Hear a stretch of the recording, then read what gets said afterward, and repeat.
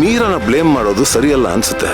ಸರಿ, ನೀವ್ ಹೇಳದೆ ಸರಿಯಾಗಿರ್ಲಿ, ಆದ್ರೂ ಈಗ್ಲೂ ನಾನು ಆ ಹುಡುಗಿನ ನಂಬಲ್ಲ. ಅರ್ಜುನ, ಏನಮ್ಮ? ಅನ್ಸೂಯ ಫೋನ್ ಮಾಡಿದ್ಲು ಕಣೋ. ಅವಳಿಗೆ ಎಲ್ಲ ವಿಷಯನೂ ಗೊತ್ತಾಗೋಗಿದೆ.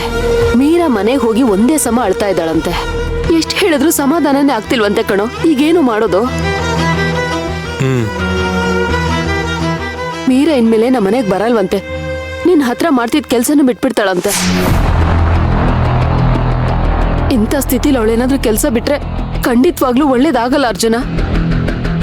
ಅದು ಅಲ್ದೆ ಜನ ನಿನ್ ಬಗ್ಗೆ ಇನ್ನೂ ಕೆಟ್ಟದಾಗ ಮಾತಾಡ್ತಾರೆ ಕಣೋ. ಅದನ್ನ ಯೋಚನೆ ಮಾಡಿದ್ರೆ ನನಗ್ ಭಯ ಆಗುತ್ತೆ. ಈಗ ಅವಳಿಗೆ ಏನ್ ಹೇಳ್ಬೇಕು ಅಂತಾನೆ ಗೊತ್ತಾಗ್ತಿಲ್ಲ ಅರ್ಜುನ. ಪಾಪ ಮೀರಾ ಅದನ್ನೆಲ್ಲ ನೋಡಿ ಶಾಕ್ ಆಗಿರ್ತಾಳೆ. ನಾನು ಅವಳಿಗೆ ಫೋನ್ ಮಾಡಿ ಸಮಾಧಾನ ಹೇಳ್ತೀನಿ.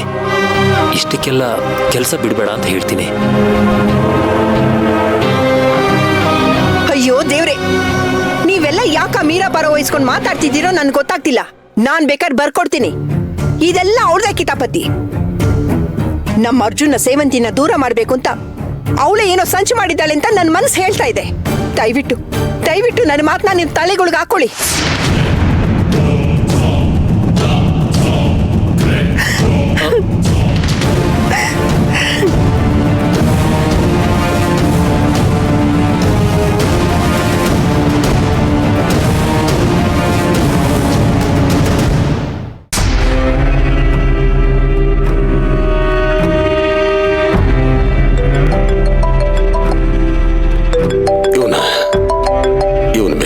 ಕೆಲ್ಸಕ್ಕೆ ಬರ್ದಿರೋ ಮಾತಾಡಿ ಮಾತಾಡಿ ತಲೆ ತಿಂತಾನೆ. ಅದೇ ನಾನು ಆಮೇಲೆ ಮಾತಾಡ್ತೀನಿ, ತುಂಬಾ ಬಿಸಿ ಇದ್ದೀನಿ ನಾನು. ಒಂದ್ ನಿಮಿಷ ನನ್ ಮಾತು ಕೇಳಿಸ್ಕೋ ಗೆಳೆಯ.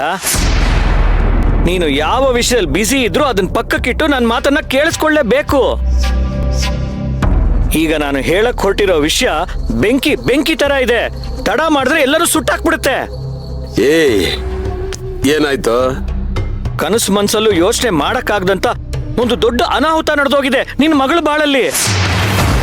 ಏನ್ ಹೇಳ್ತಿದ್ದೆ ನೀನು? ಹೌದು, ನಿನ್ನ ಮಗಳು ಸೇವಂತಿ ಬಾಳಲ್ಲಿ ದೊಡ್ಡ ಮೋಸ ಆಗೋಗಿದೆ. ಯಾರಿಂದ? ಪ್ರಿಯಾಯಿಂದನಾ? ಈಗ ಶೂಟ್ ಮಾಡಿ ಸಾಯಿಸ್ಬಿಡ್ತೀನಿ ಅವಳನ್ನ. ವಿಷಯ ತಿಳ್ಕೊಳಕ್ ಮುಂಚೆನೆ ಉರ ಅನ್ಬೇಡ. ಪ್ರಿಯನಿಂದ ಅಲ್ಲ ಸೇವಂತಿಗೆ ತೊಂದರೆ ಆಗಿರೋದು. ಮತ್ತೆ ಹೇಗ್ ಹೇಳೋದು ಅಂತಾನೆ ಗೊತ್ತಾಗ್ತಾ ಇಲ್ಲ.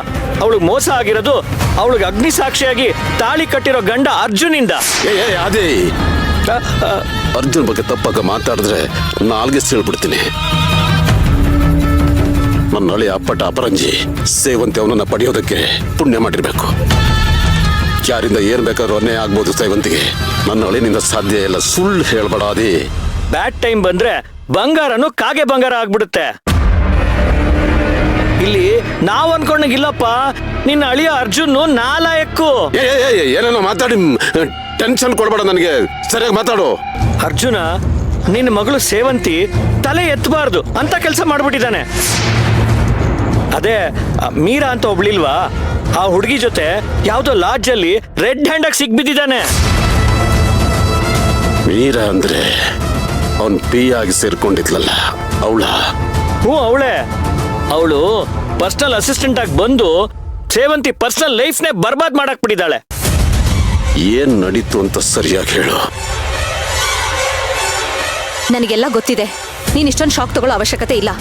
ಅಲ್ಲಿ ಏನ್ ನಡೀತು ಅಂತ ಕರೆಕ್ಟಾಗಿ ಹೇಳು. ಆಗ ಪೊಲೀಸ್ ಅವರು ಇದು ಆ ಥರದ ಕೇಸು ಅಂತ ರೈಡ್ ಮಾಡಿದ್ರು.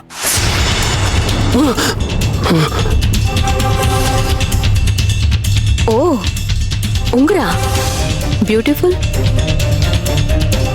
ಮೀರಾಗ್ ಪ್ರಪೋಸ್ ಮಾಡಕ್ ತಗೊಂಡಿದ್ದ? ನನ್ನ ಮಗಳಿಗೆ ಮೋಸ ಮಾಡ್ತಾನ ಅವನು. ಸುಮ್ಮನೆ ಬಿಡಲ್ಲ ನಾನು ಅವನನ್ನ, ಸುಮ್ಮನೆ ಬಿಡಲ್ಲ.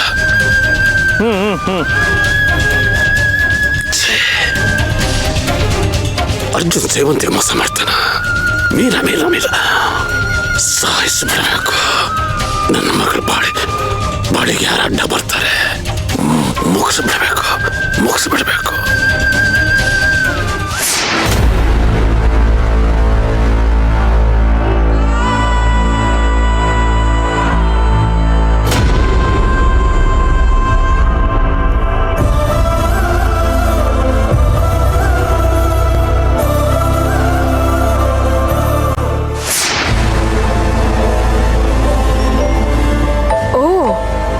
ಅರ್ಜುನ್ ಕಾಲ್ ಮಾಡ್ತಿದ್ದಾನೆ. ನಾನ್ ಕೆಲ್ಸ ಬಿಡ್ತೀನಿ ಅಂತ ಹೇಳಿದ್ದು ವರ್ಕ್ ಆಗ್ತಿದೆ. ಕೆಲ್ಸ ಬಿಡ್ಬೇಡ ಅಂತ ಕನ್ವಿನ್ಸ್ ಮಾಡೋದಕ್ಕೆ ಕಾಲ್ ಮಾಡ್ತಿದ್ದಾನೆ. ಮಾಡ್ಲಿ ನಾನ್ ಇವಾಗ ರಿಸೀವ್ ಮಾಡಲ್ಲ. ಅವಾಗ್ಲೇ ತಾನೆ ನನಗೂ ಬೆಲೆ ಜಾಸ್ತಿ ಆಗೋದು.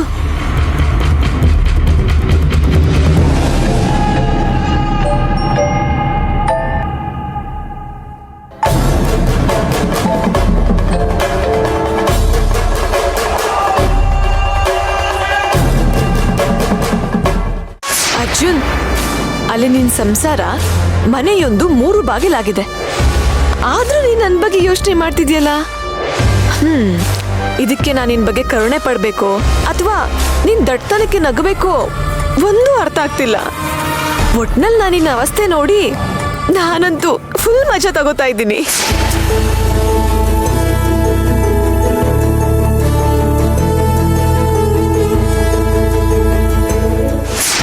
ನಿಮ್ ಮನೇಲಿ ನಡೆಯೋ ಕತೆ ಮುಂದೆ ಯಾವ ಸೀರಿಯಲ್ಲೂ ಇಲ್ಲ, ಯಾವ ಸಿನಿಮಾನೂ ಇಲ್ಲ.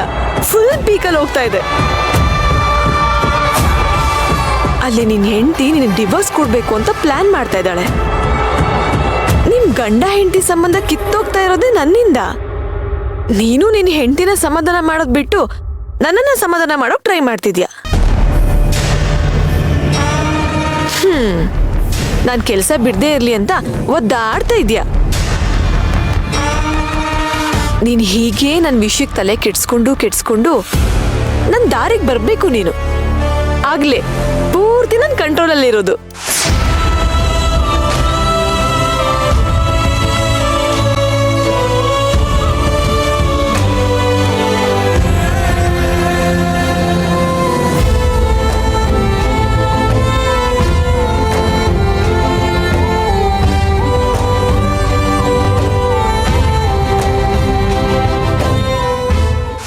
ನಿನ್ ಮನೇಲಿ ನಡೀತಿರೋದೆಲ್ಲ ನನ್ ಲೈವಲ್ಲಿ ನೋಡ್ಬೇಕು ಅಂತ ಅನ್ಕೊಂಡಿದ್ದೆ.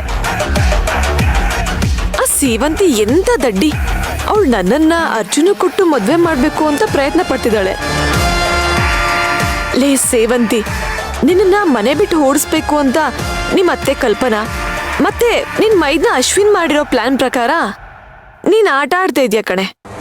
ಎಲ್ಲ ನೀನ್ ಅನ್ಕೊಂಡ್ ಹಾಗೆ ನಡೀತಾ ಇದೆ ಅಂತ ಭ್ರಮೇಲಿದ್ಯಾ. ಆದ್ರೆ ನಿನ್ನ ಆಟ ಆಡ್ಸ್ತಾ ಇರೋದು ನಿನ್ ಹಿಂದೆ ಕಾಣ್ದೇ ಇರೋ ಕೈಗಳು ಕಣೆ. ಎಂತ ದಡ್ಡಿನೇ ನೀನು. ಅಯ್ಯೋ